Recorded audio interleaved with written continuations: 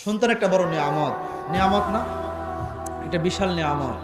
যার সন্তান নাই সে বোঝে। বা সন্তান হলে একটু খরচ আছে না, খরচ হোক, এরপরেও মনের যে একটা তৃপ্তি আছে না নাই। আপনি যখন খুশি করে যখন আপনার স্ত্রীর জন্য যখন একটা শাড়ি নিয়ে আসবেন, আপনার স্ত্রীর শাড়িটা নিয়ে বলবে আপনার পছন্দ অনেক সুন্দর, মাশাআল্লাহ আমার এই শাড়িটা খুব পছন্দ হয়েছে। টাকা খরচ হয় হোক, মনটা তো ভরে গেছে, ঠিক কিনা বলেন? মনটা ভরবে না? ভরে যাবে। আপনার সন্তান আপনি খরচ করছেন, আপনি বাজার করছেন, খরচ করছেন, এগুলো কি সাদকা? এগুলো কি? আমার নবীজি বললেন, কোন মানুষ যখন পরিবারের জন্য কোনো কিছু খরচ করে এটা তারা সদকা হয়ে যায়। সুবহানাল্লাহ। কোন ব্যক্তি যদি পরিবারের জন্য কোনো কিছু খরচ করে এটাও সৎকার সব হয়ে যায়। সুবহানাল্লাহ।